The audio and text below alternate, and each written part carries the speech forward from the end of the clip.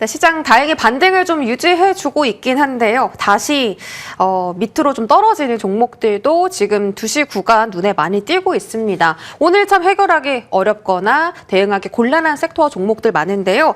이런 문제점들 주식명가 MTNW 박태준 어드바이저와 함께 문제 해결해 보도록 하겠습니다. 어서 오세요. 안녕하세요. 네, 오늘 어려운 장에 나오셨어요. 네. 일단 저희 첫 번째로 좀 반도체를 짚어봐야 될 것 같아요. 첫 번째 반도체 확인해 보시죠. 네, 글로벌 시장에 또 다시 AI 버블론이 들이오면서 우리 기술주들이 장중 급락세를 보였습니다. 아마존 실적 가이던스가 예상을 하회한 것이 투심에 타격을 입혔는데요. 26일 엔비디아 실적 발표 전까지는 반도체 쉬어갈까요?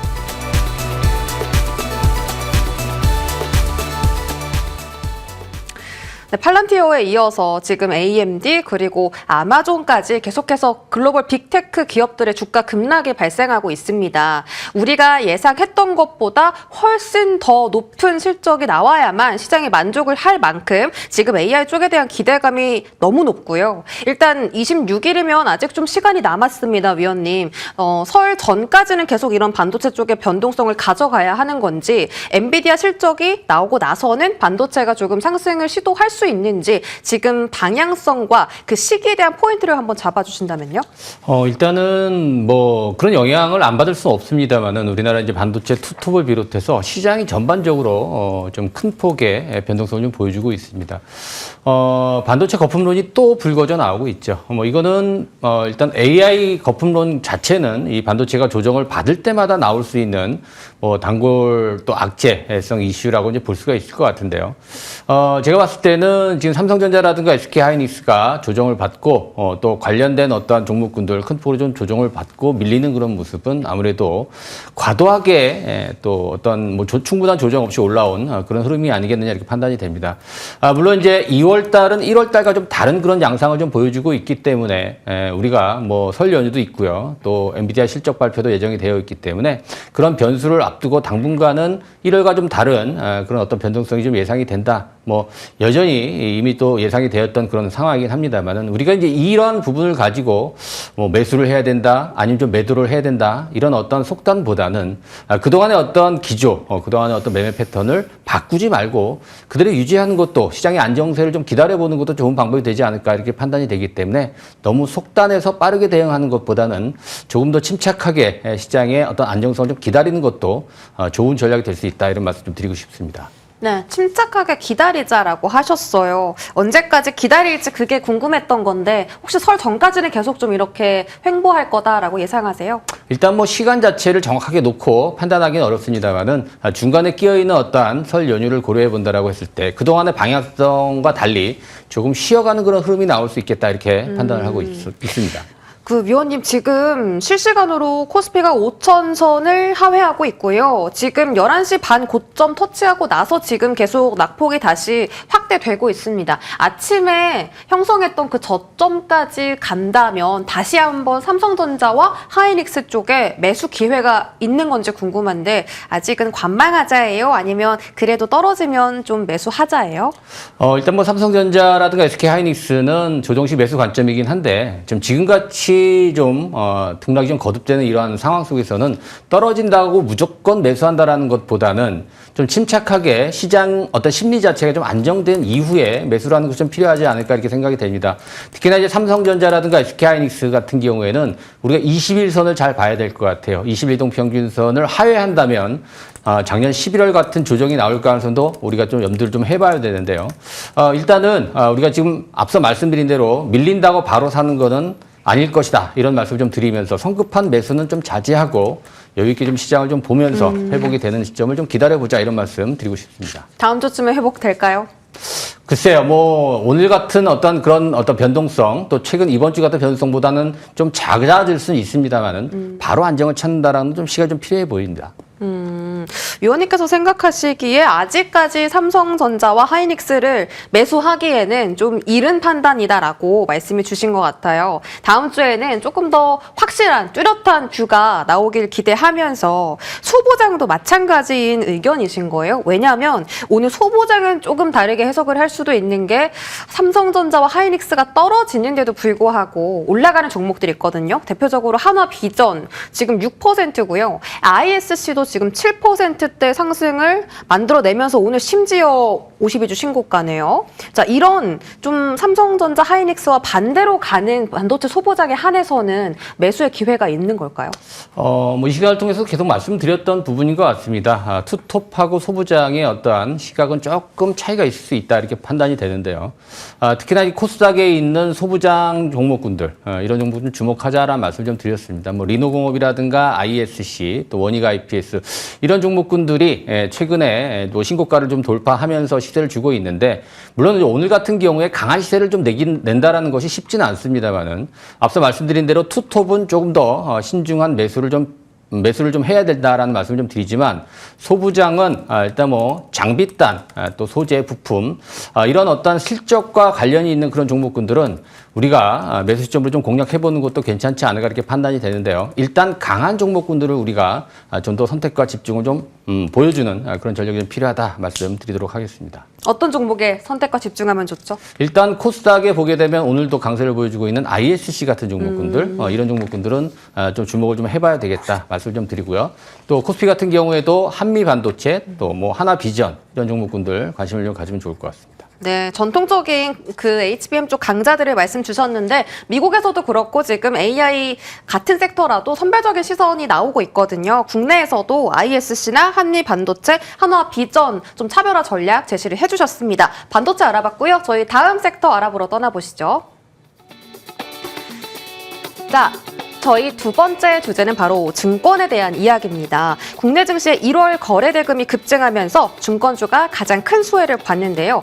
미래에셋증권은 기존 PBR 중심 가치 평가에서 벗어나 PER 기반으로 재평가가 가능하다라는 분석이 나오면서 목표가를 70%나 상향받기도 했습니다. 증권과 지주사의 외국인 수급도 강하게 잡히는데요. 지금도 늦지 않았을까요?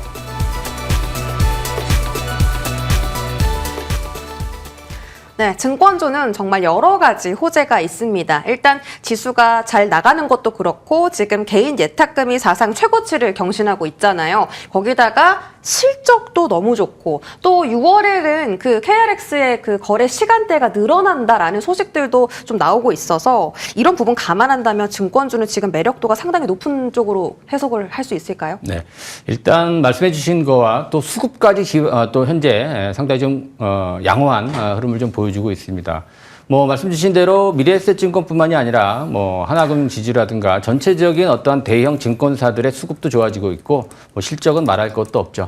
고객 예탁금도 사상 최고치를 현재 경신을 하고 있고 또 일일 거래대금도 사상 최고치 지금 60조 원을 돌파하는 그런 모습이 나오고 있습니다. 신용 잔고도 급격하게 좀 증가를 하고 있는 상황인데 이 모두가 대부분 다 증권사의 플러스 요인이다라고 이제 볼 수가 있는데요. 특히나 이제 디지털 자산에 대한 어떠한 그런 모멘텀도 형성이 되어 있다는 점.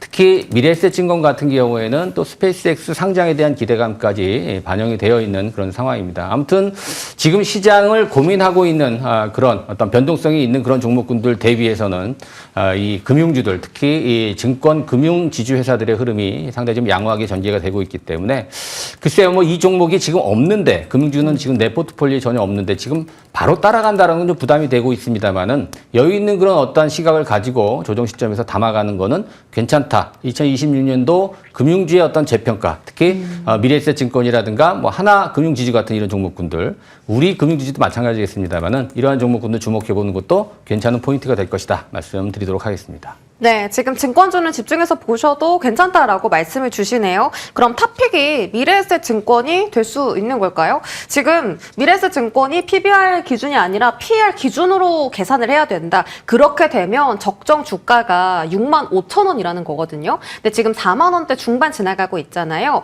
기대 수익률이 클 것 같거든요. 지금 들어가면. 이 종목 지금 메리트 있습니까? 사실 밸류에이션을 어느 기준에 놓고 보느냐에 따라서 주가의 흐름이 좀 달라질 수 있는데요. 있는데요. 최근에도 주가가 계속 올라오면서 미래에셋 증권 같은 경우에는 상승 기조를 유지하고 있습니다. PBR 개념에서 PER 개념으로 간다라는 얘기, 일단 실적이 뒷받침되어 준다라는 그런 개념으로 볼 수가 있죠. 충분히 가능하다라고 판단이 되고요. 시장 상황을 고려해 본다면 조금 더 높은 욕심을 내도 되지 않을까 이렇게 말씀드릴 수도 있을 것 같습니다. 네, 좋습니다. 자, 미래에셋증권 지금 탑픽으로 말씀을 주셨는데 증권가랑 마찬가지로 6만 원대 열어두세요? 그 이상도 볼 수 있다라고 좀 판단이 되는데요. 뭐 지금 당장 뭐 바로 뭐 몇만 원씩 올라가는 그런 흐름은 나오기가 어렵겠지만은 좀 긴 안목으로 본다라고 한다면 증권사에서 제시한 가격대를 넘어서는 그런 강세도 조심스럽게 한번 기대를 해보는 것도 나쁘지 않겠다 이렇게 말씀드리도록 하겠습니다. 그 이상도 갈 수 있다라고 말씀 주셨고요. 오늘 뭐 KB금융 쪽에도 외국인 순매수 강하게 유입되고 신고가 터치하는 것으로 보아 어쩌면 좋은 해지 수단의 선택지가 될 수도 있겠다라는 부분 챙겨드렸습니다. 자, 저희 오늘 문제적 섹터 두 주제 알아봤잖아요. 이 안에서 오늘 공략해 볼 만한 탑픽 궁금한데요. 오늘의 1등 종목 어디 쪽일까요? 오늘은 반도체 소부장 중에서 소재 업종 중에 동진세미캠이라는 종목을 좀 들고 나왔는데요. 이 종목 다 잘 알고 있는 그런 종목입니다. 사실 이제 이 포토레지스터 관련해서 반도체 소재 국산화에 성공한 종목으로 잘 알려져 있고요. 사실 뭐 매년 영업이 뭐 2천억 이상 내는 그런 종목인데도 불구하고 사실 작년도에는 주가의 움직임이 상당히 좀 더뎠죠. 최근에 신고가를 돌파하면서 다시 한번 시세를 기대해 볼 수 있는 그런 종목. 여전히 삼성전자라든가 SK하이닉스 같은 이런 고객사를 보유하고 있기 때문에 반도체 슈퍼사이클 또 추가적인 어떤 실적 기대감도 충분한 그런 종목이다라고 판단이 됩니다. 뭐 차트상으로 보더라도 말씀드린 대로 지금 신고가를 돌파를 하면서 한번 슈팅이 나왔었고 지금 이틀 동안의 눌림목이 나오는 그런 상황이기 때문에 우리가 안정적으로 한번 매수에 가담해 볼 수 있다 이렇게 판단이 됩니다. 목표가는 63,000원 정도 제가 제시를 해드리도록 하겠고요. 손절매 가격은 42,000원 제시해드리도록 하겠습니다. 네, 동진세미캠 대표적으로 그 삼성전자 밸류체인에 들어가 있는 종목이고, 자, 이 종목 소재단 안에서의 움직임 함께 지켜보시죠. 저희 오늘 AS 받아볼 종목도 반도체 테마 안에 들어가 있습니다. 1월 2일에 원익 IPS 공략했는데, 야, 위원님 어떻게 이 자리에서 원익 IPS 말씀 주셨어요? 1월에 첫 양봉의 시작으로 지금 강한 추세를 만들어내고 있습니다. 오늘도 4%의 시세를 유지하거든요. 이 종목 추가적으로 업사이드 더 열어두고 봐야 돼요? 충분히 가능하다라고 이제 보여집니다. 올해 첫 문제적 섹터 추천주로 들고 나왔던 종목인데요. 주가가 좀 잘 오르고 있는 상황이고 지금은 조정을 좀 받고 다시 한번 좀 반등을 유지하고 있는 그런 모습인데요. 처음에 이제 9만 원 목표가를 제시해드렸는데 이미 12만 원 선을 돌파를 했습니다. 지금 조정을 잘 받고 있기 때문에 이러한 종목군들 15만 원까지 한번 업사이드 열어놓도록 하겠습니다. 제가 신고가 패턴을 많이 말씀을 드리면서 지금 이 원익 IPS도 신고가 돌파하는 시점에서 제가 말씀을 좀 드렸던 것 같습니다. 아래 나가는 QR코드 휴대폰 카메라로 접속하시면 저랑 소통 창구로 연결이 됩니다. 신고가 패턴, 신고가 종목도 궁금하신 분들 지금 바로 접속하시면 저와 소통하실 수가 있으니까요. 많이 들어오시면 감사하겠습니다. 네, 좋습니다. 오늘 원익 IPS, AS까지 도와드렸고요. 반도체 단에 대해서 긍정적인 언급을 해주신 만큼 너무 걱정하지 마시고 편안한 주말 보내시면 되겠습니다. 자, 지금 시장 자체가요, 다시 아랫방향으로 좀 떨어지기는 하는데 그 방향에 대한 속도를 멈추고 지금은 약간 옆으로 기어가면서 횡보하는 움직임이 나오고 있습니다. 외국인은 3조 4천억 원 정도 지금 유가 증권 시장에서 빠져나가고 있는데 반도체 중심으로의 매물 출현 지속되고 있습니다. 저희 오늘 마감 2부에서도 종가까지 끝까지 섹터에 대한 전략들 자세하게 챙겨드리니까요. 대응 방법들 잘 챙겨가셔서 오늘장 끝까지 마무리하시기 바라겠습니다. 저희 여기서 인사드릴게요. 2부도 함께 해주세요. 고맙습니다.